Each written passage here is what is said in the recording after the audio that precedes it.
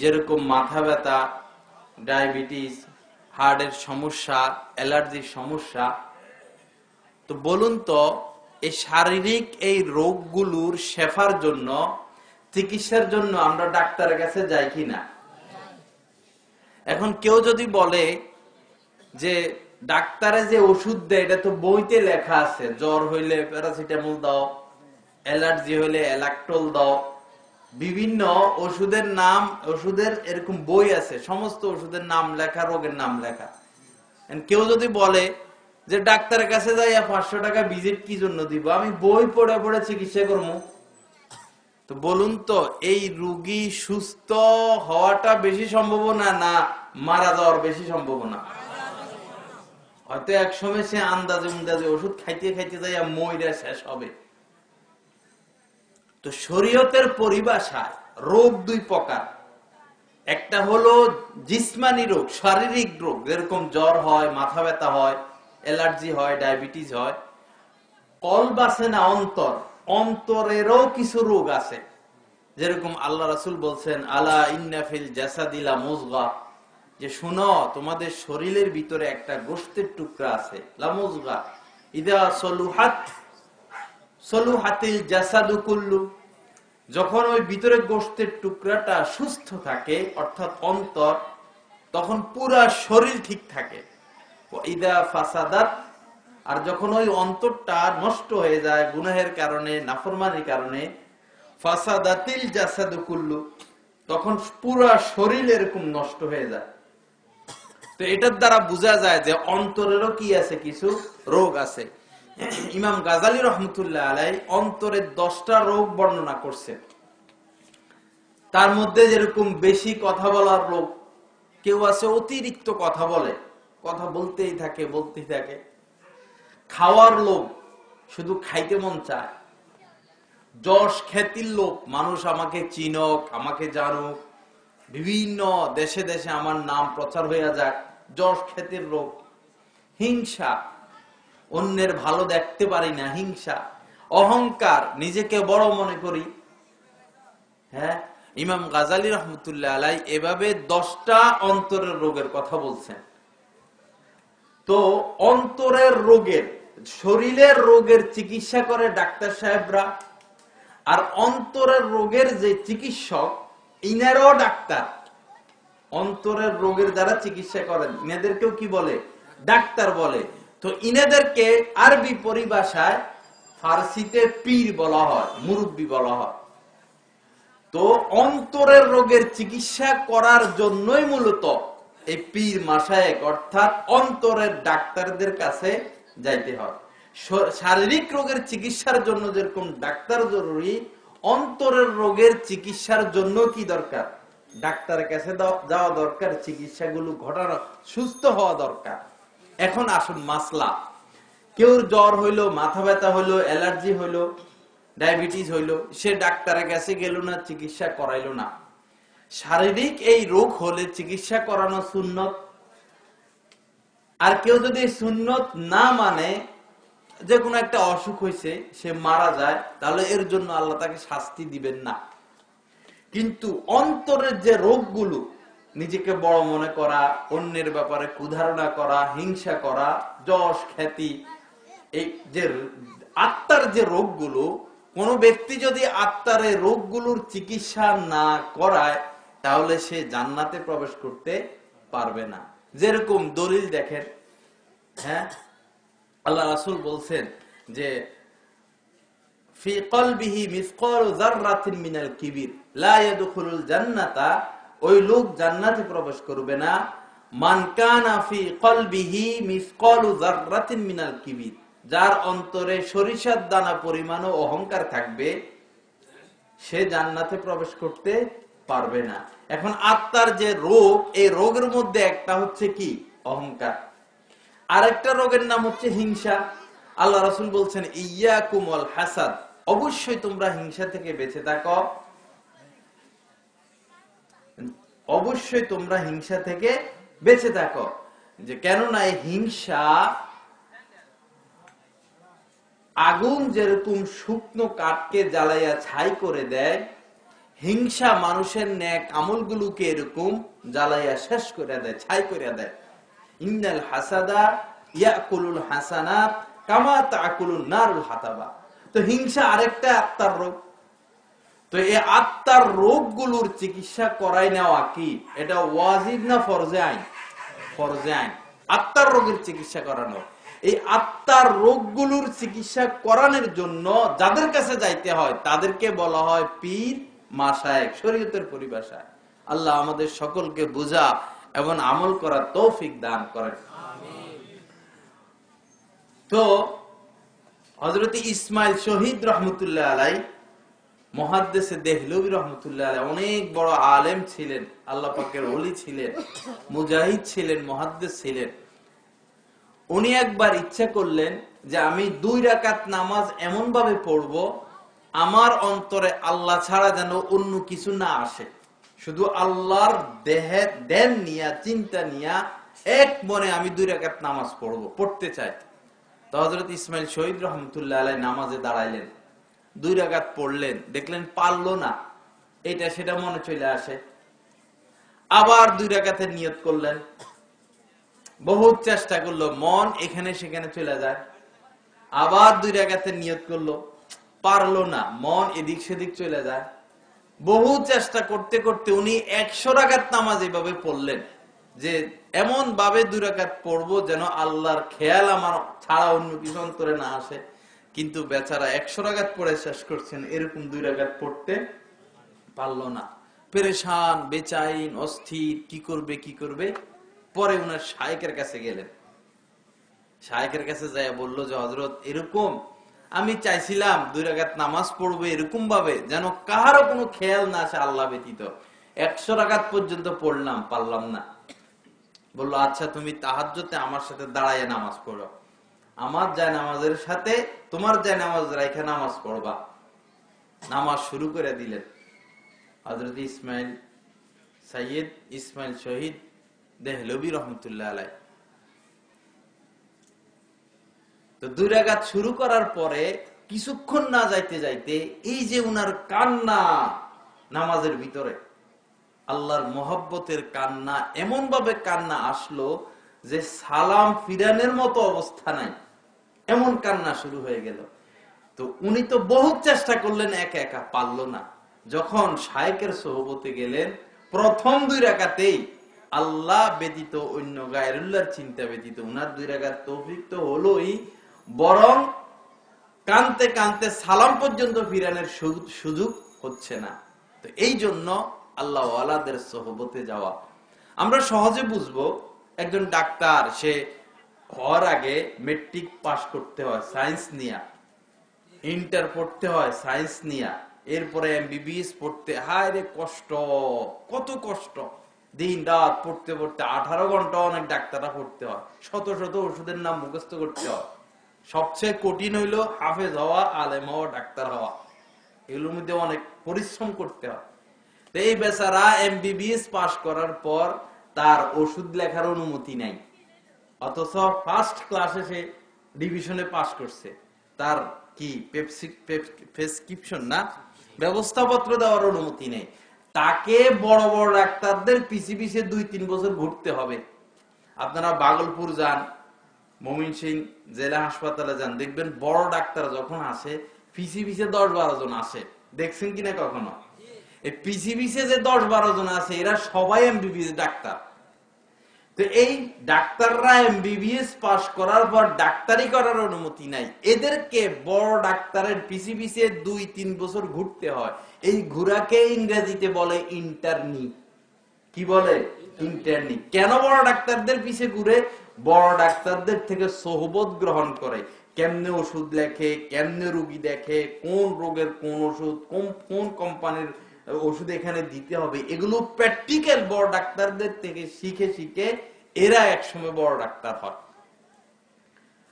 তো এই যে সোহবত, ইন্টার্নি, এটাকে আরবিতে বলে কি?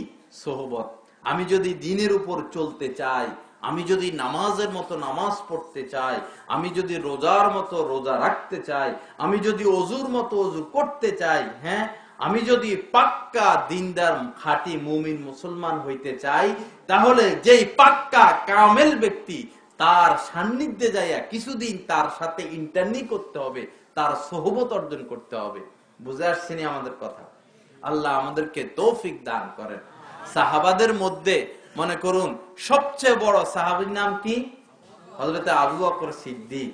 এরপরে কার নাম, কার স্থান? হযরতে ওমরে ফারুক, এরপরে হযরতে উসমান, এরপরে হযরতে আলী রাদিয়াল্লাহু তাআলা আনহুম। তো সাহাবী তো প্রায় ১.৫ লক্ষ। উনাদের মর্যাদা সবচেয়ে বেশি কেন? উনারা কি সারা রাত তাহাজ্জুদে দাঁড়ায় থাকতেন? সারা জীবন রোজা রাখছেন এরকম? তো উনাদের মর্যাদা কেন বেশি? উনাদের মর্যাদা এই জন্য বেশি, উনারা রাসূলের সাথে বেশি সময় দিছেন, বেশি বেশি সময়, শুরু থেকে শেষ পর্যন্ত সবসময় রাসূলের সাথে লাগে থাকতেন হামেশা। এখনো যারা আল্লাহ রাসূলকে স্বপ্নে দেখে, সাথে আবু বকরকেও দেখে, অথবা ওসমানকে দেখে, অথবা আলীকে দেখে, অথবা হযরত ওমর ফারুক রাদিয়াল্লাহু তাআলা আনহুকে দেখে এখনো। তো এই সাহাবাদের বেশি মর্যাদা হইছে, তারা বেশি সোহবত আল্লাহ রাসূল থেকে উঠাইছে। এই সোহবত হযরতে আব্দুল্লাহ ইবনে মুবারক রাহমাতুল্লাহ আলাইহি শ্রেষ্ঠ মুহাদ্দিস, উনাকে কেউ প্রশ্ন করলো যে আব্দুল্লাহ ইবনে মুবারক হযরতে আমিরে মুয়াবিয়া সে বেশি দামি না ওমর ইবনে আব্দুল আজিজ বেশি দামি? এই প্রশ্ন করার কারণ হলো হযরত ওমর ইবনে আব্দুল আজিজকে দ্বিতীয় ওমর বলা হয়। তার জামানায় তিনি ন্যায় প্রতিষ্ঠা করছেন, ন্যায় পরায়ণ বাদশা ছিলেন, অনেক বেশি দিনের খেদমত তার জামানায় হয়। আর আমিরে মুয়াবিয়া রাদিয়াল্লাহু তাআলা আনহু জামানায় কিছু যুদ্ধ হয়েছিল। তো এই কারণে প্রশ্ন করছে যে আমিরে মুয়াবিয়া রাদিয়াল্লাহু তাআলা আনহু বেশি মর্যাদা সম্পূর্ণ না হযরতে ওমর ইবনে আব্দুল আজিজ বেশি মর্যাদা সম্পূর্ণ? তো আব্দুল্লাহ ইবনে মুবারক, যিনি শ্রেষ্ঠ মুহাদ্দিস, তিনি জবাব দিছেন যে আমিরে মুয়াবিয়া আল্লাহর রাসূলের সাথে যে যুদ্ধের ময়দানে যাইতেন, ওই সময় ঘোড়ার খুর যখন বালুর মধ্যে লাগতো, বালু যে উঠতো, যেই বালুগুলো আমিরে মুয়াবিয়ার ঘোড়ার নাকে দিয়া ঢুকতো, ওমর ইবনে আব্দুল আজিজ সেই বালুরও সমতুল্য না।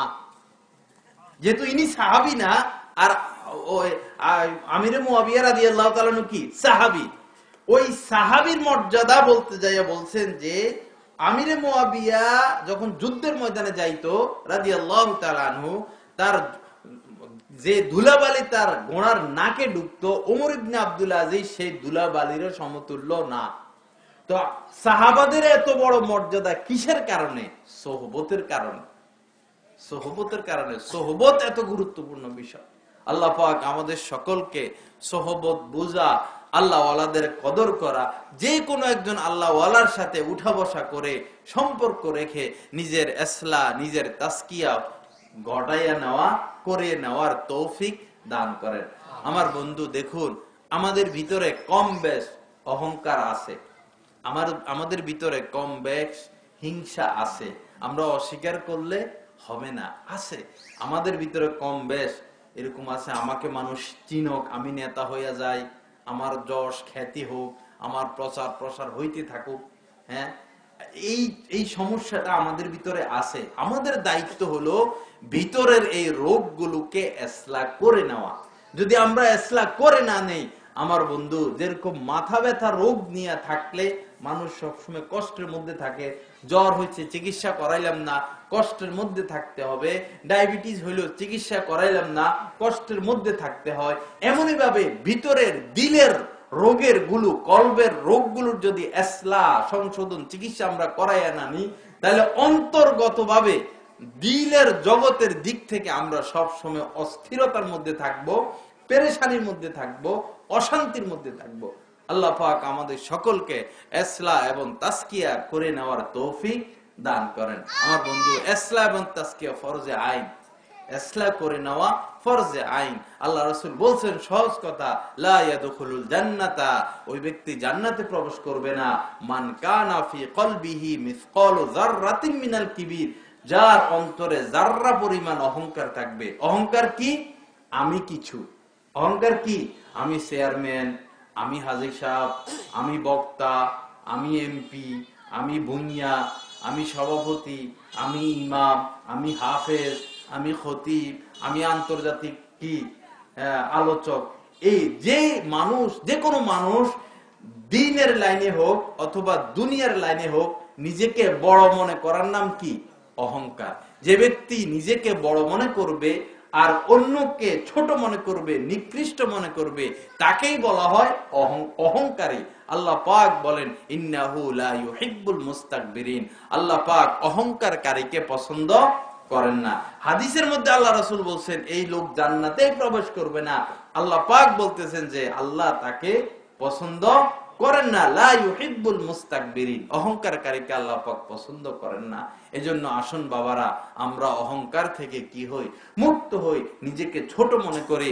আল্লাহ রাসূল বলছেন মান তাওয়াজা লিল্লাহ রাফাআহুল্লাহ, যে নিজেকে নিকৃষ্ট মনে করবে, ছোট মনে করবে, আল্লাহর জন্য যে নিজেকে মিটিয়ে দিবে, রাফাআহুল্লাহ, আল্লাহ পাক তাকে অনেক উপরে উঠাইয়া দিবেন, অনেক সম্মান দান করবেন, অনেক ইজ্জত দান করবেন। আর যে নিজেকে নিজে বড় মনে করবে, আমি কিছু, আমি কিছু, আমি কিছু, আমি কিছু, যে কোনো লাইনে হোক, অচিরেই তার কপালে ধ্বংস এবং জুতা এবং ঝাড়ুর বাড়ি আসেই আসে।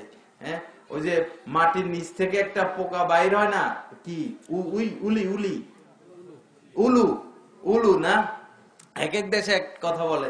তো এগুলো থাকে মাটির নিচে।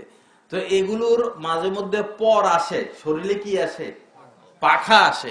পাখা আসলে এদের মাথা গরম হয়ে যায়, এই পাখা আসছে, আমরা আর মাটির নিচে কেন থাকবো? ভিতরে কি আসে? অহংকার আসে। পাখা আসছে, অনেক লম্বা হায়াত পাওয়ার পরে পাখা আসে। পাখা আসছে, এখন আমরা মাটির নিচে কেন যাব? আমরা এখন বাস পাখির মতো আকাশে উড়বো। এই বাহির হয়। বাহির হইলে পরে এদের দুর্গতি কি হয়? এদের পরিণাম কি হয়?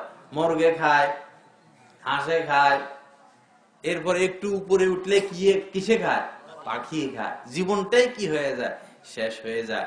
এজন্য কোনো ভাই নিজেকে বড় মনে না করি।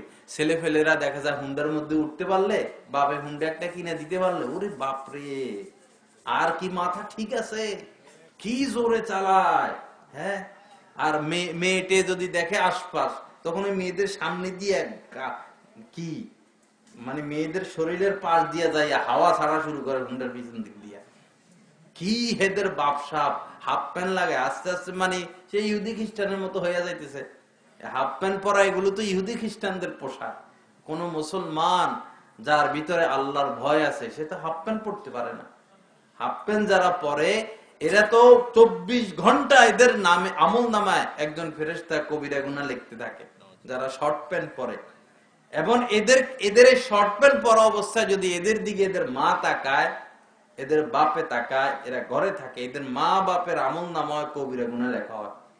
এলাকায় যত মানুষ এদেরকে দেখবে, অত মানুষের আমল নামায় কবিরা গুনাহ লেখা হবে। যতবার দেখবে অতবার লেখা হবে, যেহেতু এরা ফরজ তরক করলো, শর্ট প্যান্ট পরলো।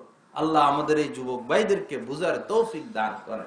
তো এই জন্য নিজেকে বড় মনে না করা, নিজেকে ছোট মনে করা।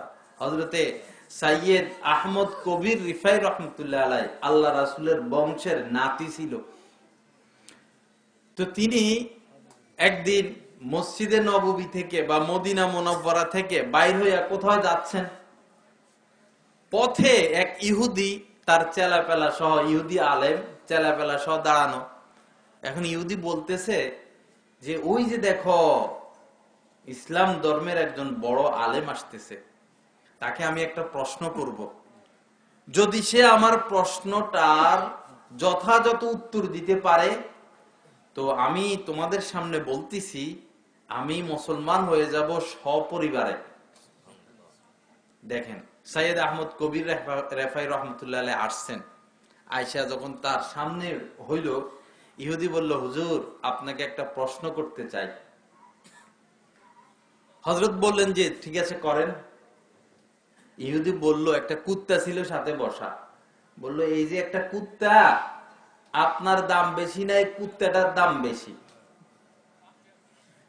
আচ্ছা, আমাদের গ্রামের যদি একজন সাধারণ মানুষকেও কেউ এই কথাটা বলে যে বেটা তোর দাম বেশি না কুত্তার দাম বেশি, এ দাঁত একটা রাখবে থাপড়াইয়া ঘুষি মেরা? একটাও রাখবে?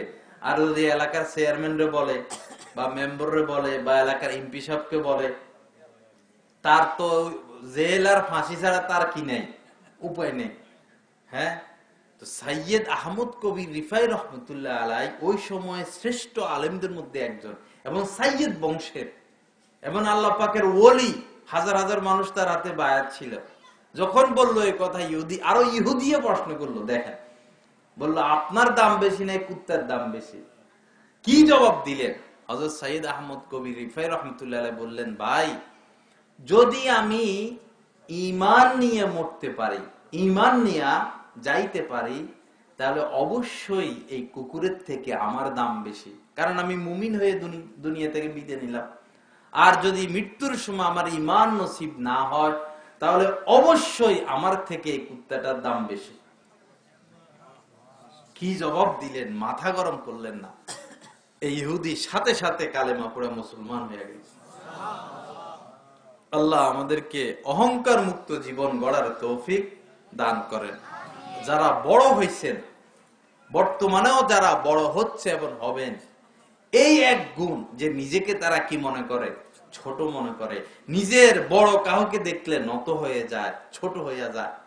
নিজের বড়দেরকে যারা সম্মান করবে এবং নিজেকে যারা নিকৃষ্ট মনে করবে, যে নিজেকে যত বেশি ছোট মনে করবে, নিকৃষ্ট মনে করবে, আল্লাহ পাক তাকে তত বেশি সম্মান ইজ্জত দান করবে। আমাদের দাদা সাহেব শাহ হাকিম মোহাম্মদ আখতার সাহেব রহমতুল্লাহ আলাইহি বলতেন যে, যদি তোমরা কেউ বড় হইতে চাও, সম্মানী হইতে চাও, ইজ্জতওয়ালা হইতে চাও, তাহলে নিজেকে নিকৃষ্ট মনে করো, ছোট মনে করো, পাপী মনে করো। আল্লাহ রাসূল দোয়া শিখেছে আমাদেরকে, আল্লাহুম্মা জাআলনি ফি আইনি সগীরা। আয় আল্লাহ, আল্লাহ রাসূল নিজে দোয়া পড়তেন আর আমাদেরকে পড়ার শিক্ষা দিয়েছেন যে আল্লাহ আমাদেরকে নিজেদেরকে নিজের নজরে নিজেদেরকে আপনি ছোট বানায়া দেন। আল্লাহুম্মা জাআলনি, আল্লাহ বানায়া দেন, ফি আইনি সগীরা, আমার নজরে আপনি আমাকে ছোট নিকৃষ্ট বানায়া দেন। আল্লাহ পাক আমাদেরকে সবক গ্রহণ করার তৌফিক দান করেন। জুনায়েদ বাগদাদি রাহমাতুল্লাহি আলাইহি, ওনার নাম শুনছি আমরা, অনেক বড় বুজুর্গ ছিলেন না তিনি? আল্লাহর ওলি ছিলেন না? উনার জামানার উনি শ্রেষ্ঠ বুজুর্গ, শ্রেষ্ঠ আল্লাহ পাকের ওলি ছিলেন। একদিন উনি মসজিদে বসা, উনার এলাকার মসজিদে, একটু খিঁচাখিচি হয়ে গেছে জায়গাটা, মনে যেন কবরে নিয়ে রাখছে আমাকে। এটাও খিঁচাখিচি। এটা আগে দাও, এটা আগে, হযরত জুনায়েদ মনোযোগ দিয়ে শুনেন। হযরত জুনায়েদ বাগদাদি রহমতুল্লাহ আলাইহি নিজের মসজিদে বসা, ওই জামানার উনি শ্রেষ্ঠ, সবার বড়। দেখেন ঘটনা কি হইল। আমার শায়েখ রহমতুল্লাহ আলাইহি আব্দুল মতিন বিন হুসাইন সাহেব দামাত বারাকাতুহু, পীর সাহেব ঢালকানগর, আমি হযরতের হাতে বায়াত। হযরত এই ঘটনা বর্ণনা করেন যে জুনায়েদ বাগদাদি রহমতুল্লাহ আলাইহি বসা মসজিদে, এখন একজন লোক কোথায় থেকে আসলো, আয়েশা ঠাস করে দাঁড়ায়া গেছে, দাঁড়ায় বলতেছে, এই মসজিদের মধ্যে সবচেয়ে যে মানুষটা খারাপ, সবচেয়ে যে মানুষটা নিকৃষ্ট, সবচেয়ে যে মানুষটা পাপী অপরাধী, সে এখনই মসজিদ থেকে বাইর হইয়া যাক। বুঝছেন কথাটা? এখন আমি যদি এই জায়গায় ঘোষণা দিই যে ভাই, এই জায়গার মধ্যে সবচেয়ে খারাপ মানুষ যেটা আছেন, গুনাহগার, সবচেয়ে খারাপ নিকৃষ্ট, হে একটু উঠে দাঁড়ান তো, হে একটু চলে যান তো, আপনারা কেউ উঠবেন? কেউ উঠবে? কেউ দাঁড়াবে? তো জুনায়েদ বাগদাদি রহমতুল্লাহ আলাইহি নিজের মসজিদে বসা, কোথায় থেকে এক লোক এসে বলতেছে, সবচেয়ে নিকৃষ্ট খারাপ মানুষ যে আছেন এই মসজিদে, সে মসজিদ থেকে বাইরে হয়ে যান। হযরত জুনায়েদ বাগদাদি রহমতুল্লাহ আলাইহি চুপচাপ মসজিদ থেকে বাইরে হয়ে গেছেন। সুবহানাল্লাহ। অথচ উনি ওই সময়ের বিশ্বের শ্রেষ্ঠ মানুষ, শুধু নিজের এলাকার নয়, বিশ্বের শ্রেষ্ঠ মানুষের কানে যখন এই কথা পৌঁছলো যে সবচেয়ে নিকৃষ্ট মানুষ সে মসজিদ থেকে বাইরে হয়ে যাক, উনি সবার আগে মসজিদ থেকে বাইরে হয়ে গেলেন। সুবহানাল্লাহ। আল্লাহ আমাদেরকে বুঝা এবং আমল করা এবং নিজেকে ছোট মনে করার তৌফিক দান করেন। আমার বন্ধু, চিন্তার বিষয়, ভাবনার বিষয়, যত মারামারি আন্তর্জাতিকভাবে, যত মারামারি রাষ্ট্রীয়ভাবে, যত মারামারি গ্রাম ভিত্তিক, যত মারামারি সমাজ ভিত্তিক, যত মারামারি ঘর ভিত্তিক, ফ্যামিলি ভিত্তিক সমস্ত মারামারির হেতু, মূল কারণ হচ্ছে এটা, সবাই নিজেকে কি মনে করে? বড় মনে করে। এই আমার এই কথা কইতে পারলো, হ্যাঁ সে আমার এই কথা কইতে পারলো, এই শুরু। নিজেকে ছোট মনে করা হয় না। নিজেকে যদি আমরা ছোট মনে করতে না পারি, আমার বন্ধু, দুনিয়ার সফলতাও আমার হাতে আসবে না, আখিরাতের সফলতাও আমার কাছে আসবে না। আল্লাহ পাক আমাদের সকলকে নিজেকে নিকৃষ্ট মনে করা, নিজেকে পাপী অপরাধী মনে করার তৌফিক দান করেন। যে নিজেকে যত বেশি নিকৃষ্ট মনে করবে, আল্লাহ তাকে তত বেশি পছন্দ করেন, তত বেশি মহব্বত করেন। আল্লাহুল কিবরিয়াউ ফিস সামাওয়াতি ওয়াল আরদ। আল্লাহ বলে অহংকার, এই বড়ত্ব, এটা আসমান এবং জমিনে কেবল আমার অধিকার। আল্লাহ বলে কি অহংকার কার অধিকার? আল্লাহ পাকের অধিকার। এখন আল্লাহ পাকের অধিকার, আল্লাহ পাকের হক, আল্লাহ পাকের এই রাজত্ব নিয়ে যদি কেউ টানাটানি করে, কেউ যদি বলে না আমি বড়, তখন আল্লাহ কি তারা ছায়া দিবে? তাকে ইজ্জত সম্মান দিবে না তাকে অপদস্থ করবে? অবশ্যই অপদস্থ করবে। অপদস্থ, অহংকার পতনের মূল। আমরা বই পুস্তকে পড়ছি না, অহংকার কি? পতনের মূল। অহংকার পতনের মূল। আল্লাহ আমাদের সকলকে অহংকার, নিজেকে ছোট মনে করার তৌফিক দান করেন। আরেকটা ঘটনা শুনে আপনাদেরকে। আল্লামা শিবলি রহমতুল্লাহ আলাইহির নাম শুনছি আমরা, উনিও বিশ্বের একজন শ্রেষ্ঠ বুজুর্গ। আল্লামা শিবলি, উনার যিনি শায়েখ ছিলেন, পীর মুর্শিদ ছিলেন, তার নাম হলো আব্দুল্লাহ ইবনে উনদুলুস। উনার নাম কি? আব্দুল্লাহ ইবনে উনদুলুস। এই আব্দুল্লাহ ইবনে উনদুলুসি রহমতুল্লাহ আলাই, উনার মুরিদান শিষ্য সহ একবার ইরাকের দিকে সফর করলেন। ওই জায়গায় আল্লামা শিবলি রহমতুল্লাহ আলাইও ছিলেন। তো যাইতে যাইতে এই যে আব্দুল্লাহ ইবনে উনদুলুসি, উনার পরিচয়টা বলি। উনি ওই জামানার হাফেজ ছিলেন এবং উনি 30,000 হাদিস সনদ এবং মতন সহ মুখস্থ ছিল উনার। এই জামানায় এখন একজন মানুষও পৃথিবীতে জীবিত নাই যার 30,000 হাদিস সনদ এবং মতন সহ মুখস্থ আছে, একজনও নাই, এবং কিয়ামত পর্যন্ত হবেও না এরকম কে হবে। আব্দুল্লাহ ইবনে উনদুলুসি 30,000 হাদিসের হাফেজ ছিলেন, সনদ এবং মতন সহ। অনেক বড় আলেম ছিল, অনেকগুলো উনার মাদ্রাসা ছিল, খানকা ছিল। তো উনি উনার বাহিনী নিয়ে, মুরিদদেরকে নিয়ে সফরে বাইর হইলেন, দ্বীনের দাওয়াত দিবেন। যাইতে যাইতে একটা খ্রিস্টান পল্লী, খ্রিস্টান এলাকা ঢুকলেন। তো হাতের পাশে, রাস্তার পাশে একটা কুয়া, এখন না কল, টিউবওয়েল, মোটর আবিষ্কার হইলো। আগে তো কূপ থেকে, কুয়া থেকে পানি উঠাইতো, একটা কূপ। খ্রিস্টান মেয়েরা দলে দলে ওই কূপ থেকে পানি উঠাইয়া নিতেছে। তো খুব সুন্দরী একটা খ্রিস্টানের যুবতী মেয়ে, সুন্দরী একটা মেয়ে এই কূপ থেকে পানি উঠাইতে আসলো। হঠাৎ আব্দুল্লাহ ইবনে উনদুলুসির নজর ওই মেয়ের উপরে যাইয়া পড়লো। পড়ার সাথে সাথেই উনি মানে এরকম অন্যরকম হইয়া গেলেন, ওই জায়গায় দাঁড়াইয়া রইলেন। এই মেয়ে পানি নিল, পানি নিয়ে এখান থেকে চলে গেল। আব্দুল্লাহ ইবনে উনদুলুসি ওই জায়গায় বসে পড়লেন। মুরিদরা সবাই এখানে। একটানা 3 দিন তিনি এখানে বসে রয়েছেন। কয়দিন? 3 দিন। মুরিদরা বলে, হযরত আপনার কি হয়েছে? আপনি খানা খান, আপনি নামাজ পড়েন, আপনি বোবার মতো বসে রয়েছেন, আপনি কোনো কথা বলেন না, কি হয়েছে আপনার? কাহারও কোনো কথার উনি উত্তর দেন না। 3 দিন এক জায়গায় বসা। 3 দিন পরে হযরত বললেন যে আমি আমার আগের হালতে নাই, আমি আমার আগের অবস্থানে নাই, তোমরা আমাকে ভুলে যাও, তোমরা বাগদাদ ফিরে যাও, চলে যাও। লোকজন কি করবে? বাধ্য হইয়া 3 দিন আর কত, বাধ্য হইয়া সবাই চলে গেছেন। উনি এখানে বসা। বলল, আমি ওই মেয়েকে বিবাহ করব, তাকে ছাড়া আমার বাঁচা সম্ভব না, তোমরা আমাকে ভুলে যাও, তোমরা এখান থেকে চলে যাও।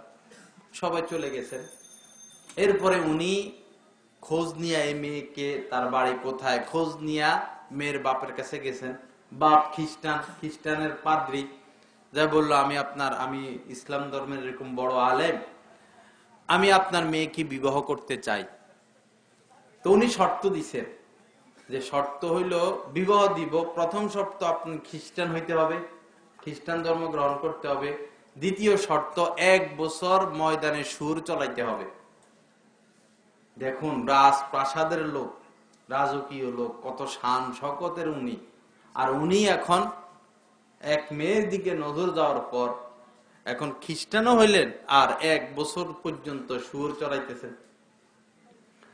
1 বছর যখন ঘনায় আসতেছে তখন আল্লামা শিবলি রহমতুল্লাহ আলাইহি, ওনার যিনি মুরিদ ছিলেন, তিনি ভাবলেন যে শায়েকের অবস্থাটা একটু যাই না আসি, কি করে, কি অবস্থা আছে।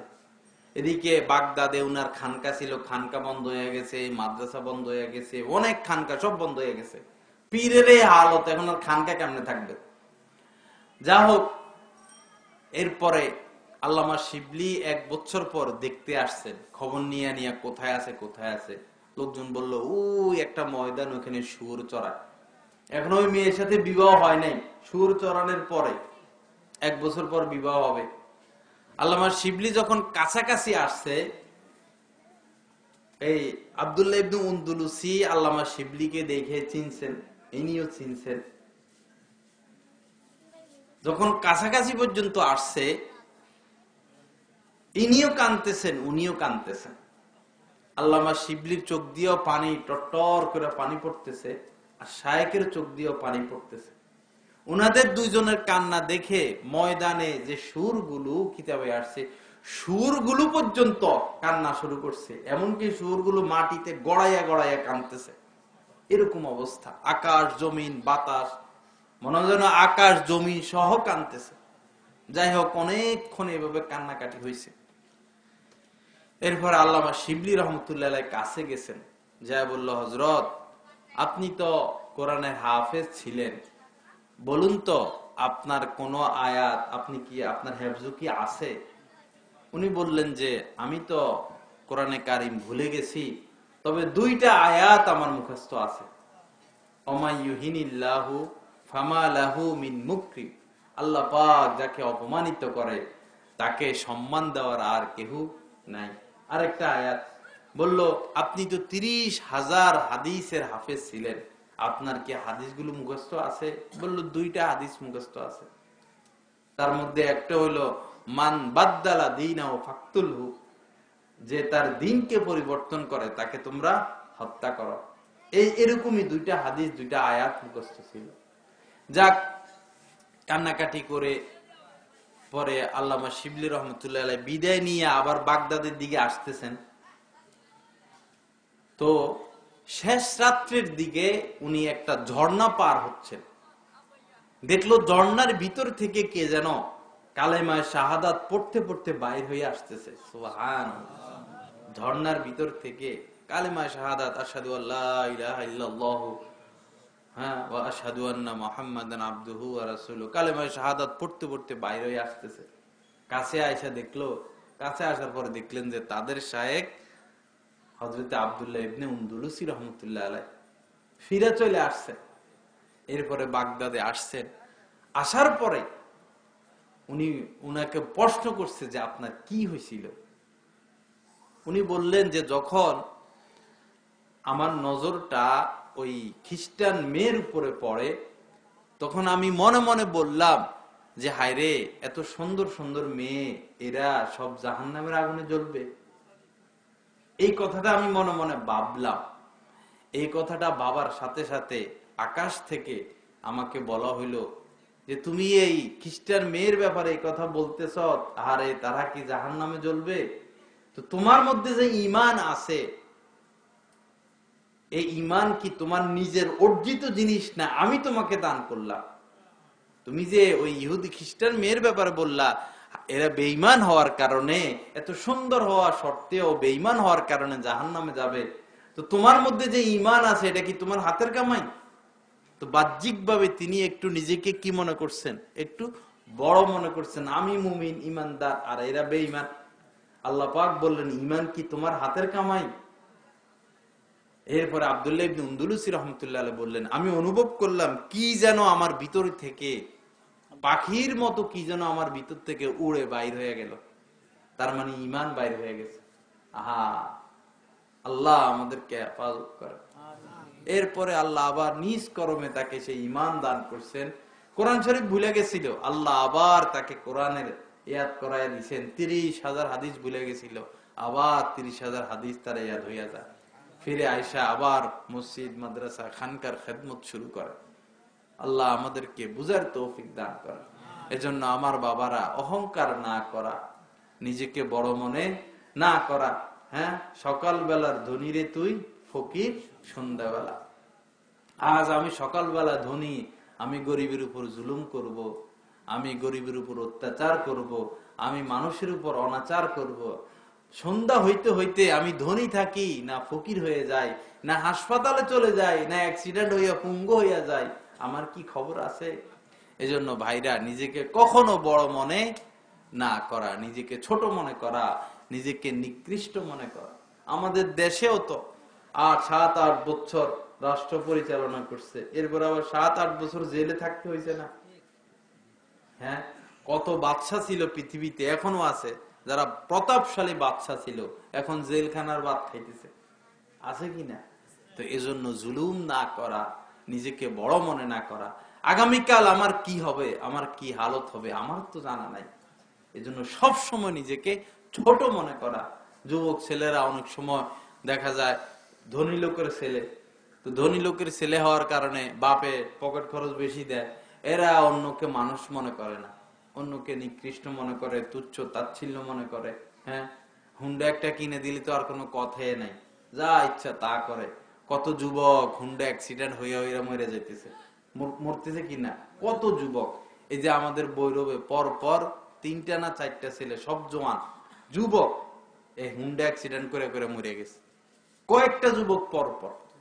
এজন্য আমার বাবারা, নিজেকে বড় মনে না করা। কখন বিপদ আসা যায়, কোন বিপদ আমার মাথার উপর ঝুলতেছে, আমার তো জানা নাই, আমার তো খবর নাই। আগামীকাল সকাল আমি কাটতে পারবো কিনা। বহু এরকম আমাদের আত্মীয়দের মধ্যে এরকম দেখছি, রাত্রে কি সুন্দর কথাবার্তা, সুস্থ মানুষ কথাবার্তা কইয়া ঘুমাইছে, সকালে দরজা খোলে না, দরজা খোলে না, কি হয়েছে কি হয়েছে, মরে গেছে, ঘুমের মধ্যে শেষ। হ্যাঁ, কত মানুষ ঘর থেকে বাইর হয়, আর তো ফিরে আসে না, হয় কি না? বিদেশ যায়, আর তো ফিরে আসে না। ঢাকা শহর যায়, কালকে না পরশুও তো পুরো ফ্যামিলির 7 জন মারা গেল নাকি? হ্যাঁ, মাইক্রো হাইস অ্যাক্সিডেন্ট হইয়া এই পাশে কোথা, পুরা ফ্যামিলি শেষ। কত অ্যাক্সিডেন্ট আমাদের মধ্যে হয়ে যায়, এরপরও আমাদের ভিতরে আল্লাহ পাকের ভয় আসে না। 4 জন বিশেষজ্ঞ ডাক্তার ঢাকা থেকে শুক্রবার আসতেছে গাড়িতে